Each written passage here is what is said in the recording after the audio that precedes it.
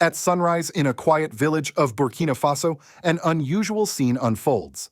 There are no iron bars clashing shut, no sirens echoing across the fields. Instead, a line of men once feared, once rejected, kneel in the dusty earth. Their hands tremble, not because of shackles, but because they are placing tiny seeds into the soil.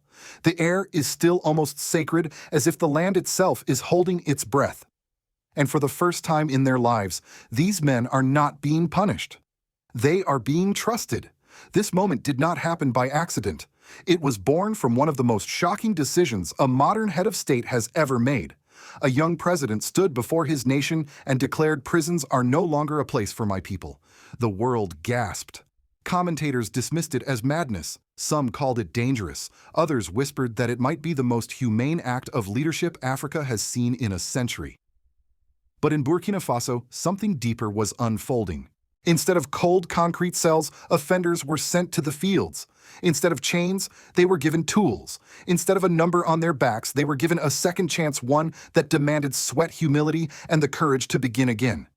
And as these former offenders bowed their heads over the barren earth, a question rose that no courtroom in the world had ever dared to ask: what if justice could grow life instead of death? What if a nation could heal itself not by locking people away, but by bringing them back home to the land, to their communities, and to their own humanity? Today, we explore the extraordinary reform that stunned the global community and changed the future of Burkina Faso forever. If you believe the world deserves to hear stories that challenge old systems and offer new hope, stay with us until the end and consider subscribing. Your voice, your presence truly matters here. Long before the world heard the announcement, the people of Burkina Faso had been living with a quiet reality: crowded prisons, rising hardship, and a justice system that seemed to punish without ever truly healing. For decades, many communities learned to fear the night when thieves roamed the outskirts of villages and families slept uneasy behind thin wooden doors. And yet, for all the fear and all the sentencing, little ever changed. A prison cell could silence a man, but it could not remake him. This was the landscape that shaped Ibrahim Traoré's most radical decision. When he declared that prisons would no longer define the future of his nation, the world heard a provocation. But in Burkina Faso, the people heard something else entirely, a trembling possibility that justice could finally look like restoration instead of abandonment. The implementation began almost immediately. Instead of being marched behind cold metal gates, individuals convicted of theft, assault, or other non-capital offenses were escorted to open fields at the edge of villages. There was no armed guard towering over them, only veteran farmers, elderly men and women with weathered hands tasked with teaching them how to work the land. These farmers did not welcome them with suspicion. Instead, they placed tools into their hands: a hoe, a shovel, a sack of seeds. "This is your sentence," one old farmer said quietly. "You will learn to grow what you once destroyed." The symbolism was striking. The nation was not simply transferring prisoners from cells to fields, it was rewriting the meaning of accountability. Under Traoré's directive, each individual was given a small plot of land. They were told that their responsibility was not to serve time, but to bring forth life, food, nourishment, a tangible contribution back to the very society they had harmed. For many, this was the first time they had touched soil for any purpose other than hiding contraband or fleeing through the bush. The ground of Burkina Faso, dry, cracked, and stubborn, became their new teacher. Sunburn replaced fluorescent prison lights. Sweat replaced despair. What stunned observers was not merely the structure of the reform, but the behavior of the participants. Instead of attempting escape, they bent their backs and worked. Instead of lashing out in frustration, they listened to the elders who showed them how to break hardened earth and coax fragile seedlings toward the light. The absence of bars did not provoke chaos. It encouraged responsibility. Villagers watched from a distance, at first unsure whether to trust what they were seeing. Some whispered that the men in the fields would soon return to their old ways. Others feared for their safety. But as the days passed, something unexpected took shape. These individuals, once branded as criminals, began arriving in the fields before dawn. They stayed long after the elders had gone home. They knelt beside their rows of crops, whispering quiet prayers over the seeds they planted. One elderly woman described the change with tears in her eyes. "I used to dread their footsteps. Now I see them carrying water for the seedlings, and I wonder if this land has softened their hearts or if their hearts have softened the land." By the end of the first growing cycle, the transformation was visible in every corner of the community. Small green shoots emerged where barren dirt had once stretched endlessly. These shoots symbolized more than agricultural progress. They were the first signs of a justice system built on renewal. For Traoré's administration, this was the proof they had hoped for when given purpose instead of punishment. Individuals began to reclaim their humanity. When trusted instead of caged, they began to rebuild what they had once broken. The world still did not understand the full implications of this reform. But inside Burkina Faso, the people could already feel the tremors of something extraordinary, a justice system not based on fear, but on possibility. And it was only the beginning. As weeks passed, something extraordinary began to ripple across the fields of Burkina Faso, something no courtroom or prison system had ever managed to produce. The men who once carried weapons, who once stole harvests under the cover of night, were now seen kneeling in the soil with trembling hands. The moment of greatest emotional intensity came quietly without ceremony on an ordinary morning. A former robber, once feared by every household in the village, burst into tears as he crouched over a tiny green sprout pushing through the earth. He tried to wipe his face, but the mixture of dirt and tears only made the moment more surreal. "Aku merasa dilahirkan kembali," he whispered, showing the fragile stem to an old farmer as if it were a newborn child. This was the climax the world never expected, not rebellion, not violence, but rebirth. Soon more stories emerged, men who had once broken into homes now building fences to protect seedlings from goats, men who once snatched food now sharing their own rations to keep a young plant alive. The village children who used to hide at the sight of these men now followed them around laughing as they learned how to water the rows of tomatoes and corn. The people witnessed something deeper than reform. They witnessed transformation. But transformation always invites scrutiny. As news of this unusual rehabilitation model spread across Africa and beyond the world reacted with disbelief. Western commentators called the policy reckless. Think tanks published reports insisting that this experiment would collapse within months. A former European justice minister even went as far as calling it a fantasy fit for novels, not nations. To them, the idea that former criminals could walk freely through villages unaccompanied, unguarded, was simply unthinkable. Yet while some dismissed it as naive, others felt their hearts stir. Human rights activists across Europe and the United States openly wept during televised interviews, calling the reform the most humane experiment of the 21st century. African scholars hailed it as a return to indigenous justice systems that valued restoration over retribution. From Ghana to Mali to Nigeria, young leaders began asking a dangerous question. If Burkina Faso can do this, why can't we? And that question made powerful groups nervous. Around this time, darker reactions began to surface. International corporations that profited from the global prison industry saw a threat emerging. Studies showed that private prisons across the world generated billions of dollars annually through inmate labor, government contracts, and security systems. If Burkina Faso proved that society could function without prisons, the economic consequences for these corporations would be catastrophic. Rumors began to circulate. Leaked memos suggested that lobbying groups were pressuring foreign governments to criticize Traoré.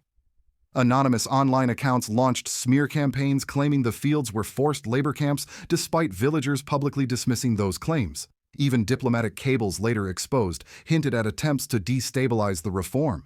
But for every accusation, Traoré responded with a calm that infuriated his critics and inspired his supporters. When asked whether he feared retaliation from powerful global interests, he replied with a clarity that echoed across the nation, "Aku lebih takut lapar rakyatku daripada ancaman siapapun." I fear the hunger of my people more than I fear any threat. Those words became a rallying cry. In villages across Burkina Faso, citizens repeated them with pride. Farmers wrote them on wooden signs near their fields. Mothers murmured them as blessings over their children. Even the former offenders, now farmers in their own right, took those words as a reminder that they were part of a larger mission to feed their nation, to reclaim their dignity, to prove the world wrong. And so, as global criticism intensified, the fields of Burkina Faso grew greener. The transformation of a few men had become the transformation of a nation, and the world could no longer look away. In the small rural communities of Burkina Faso, the first signs of change did not appear in government reports or international headlines. They appeared in the hands of ordinary people. Mothers who once walked to market with fear now carried baskets filled with fresh vegetables harvested by men they once avoided. Children who used to run from shadowy figures now waved at them across rows of corn. The transformation was not symbolic, it was lived, breathed, and touched every corner of daily life. Villagers often described the shift as seperti mendapat saudara baru. What had begun as a radical policy quickly reshaped the social fabric. Former offenders, once associated only with fear, became steady presences in village life, helping repair roofs, digging irrigation trenches, and offering their labor to elderly neighbors who could no longer work their fields alone.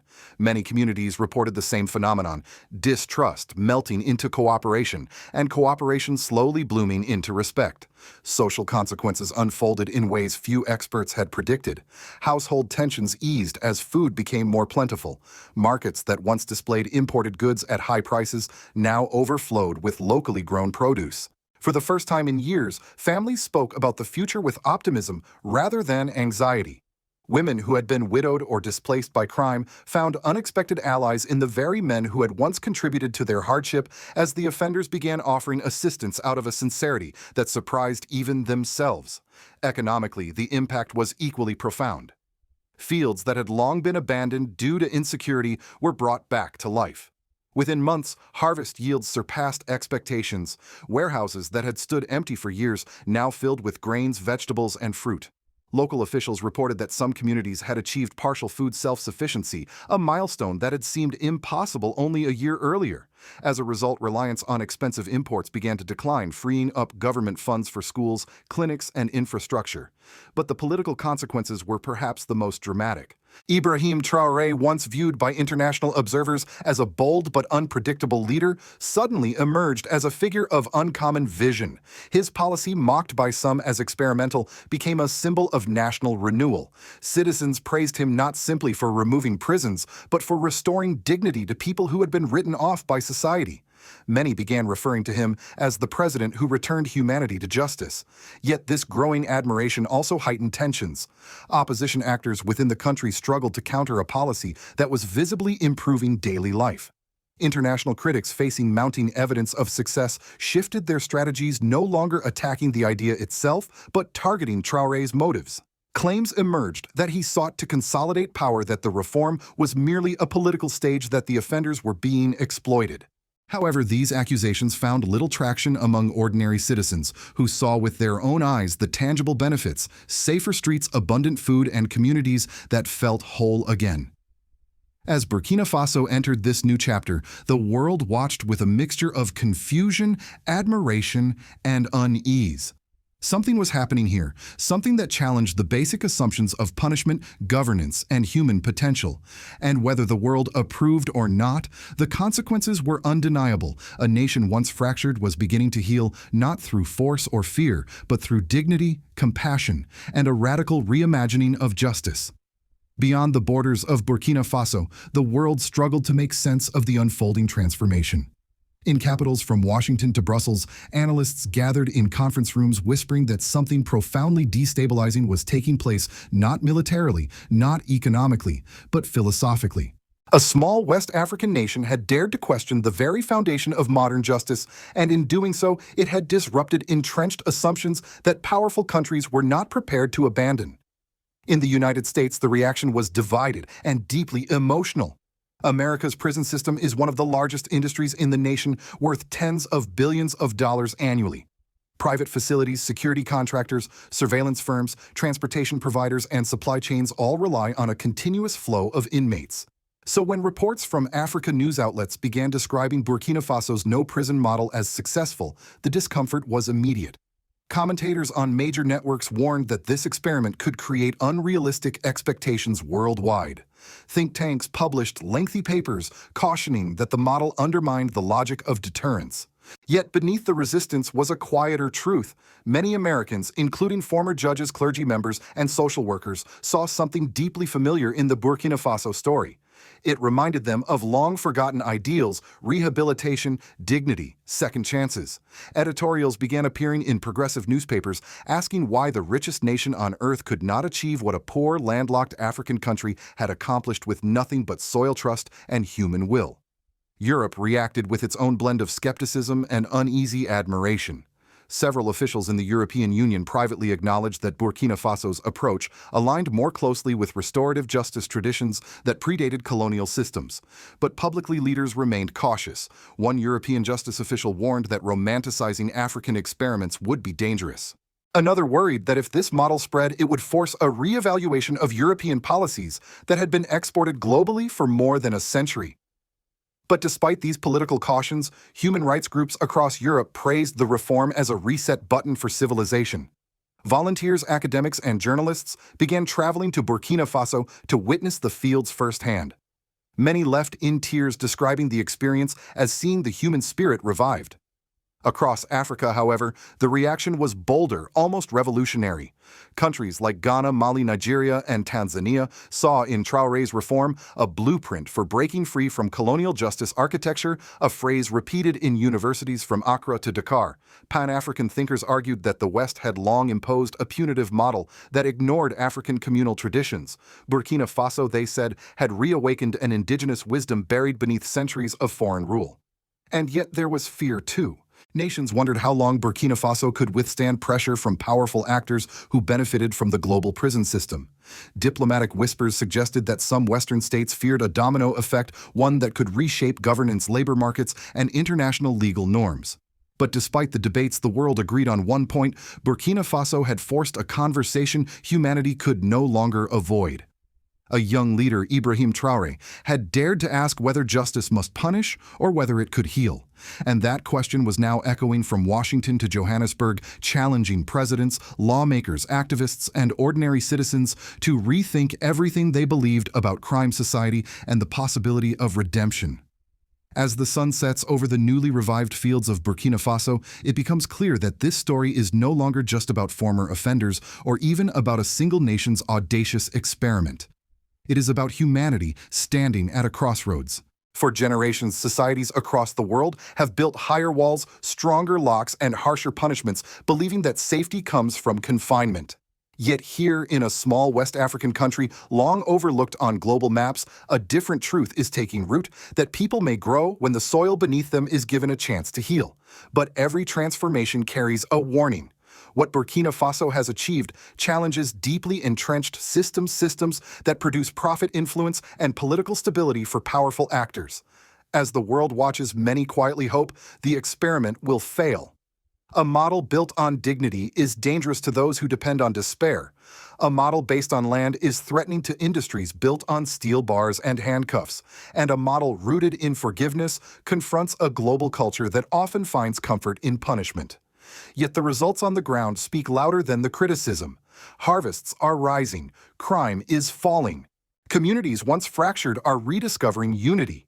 And men who once hid their faces in shame now walk through villages with purpose. This is not a miracle. It is a reminder that human beings are capable of more than we allow them to be. Still, no one, neither scholars nor politicians, can predict how far this model will spread or how fiercely it will be resisted in the years ahead. That uncertainty leads to one unavoidable question for all of us, especially those watching from afar. If a nation as small and resource-limited as Burkina Faso can reinvent justice, what does that reveal about the rest of the world? And if redemption is possible, is it possible everywhere? Or are we too attached to the systems we inherited to imagine something better? For many around the globe, the rise of Ibrahim Traoré has become more than a political story. It is a moral challenge. Africa news outlets call it a turning point. Citizens across the continent see it as a restoration of values long forgotten. And people in the United States, especially older generations who have watched reforms come and go, may recognize something familiar: the timeless belief that no one is beyond saving. If this story moved you, share it with someone who still believes change is impossible. And if you believe that justice should lift people up, not lock them away, consider subscribing. Your engagement helps ensure that voices like Traoré's and stories like Burkina Faso's reach the world before they are drowned out by louder, older systems. Because sometimes the smallest seed planted in the driest soil can grow into the beginning of a new era.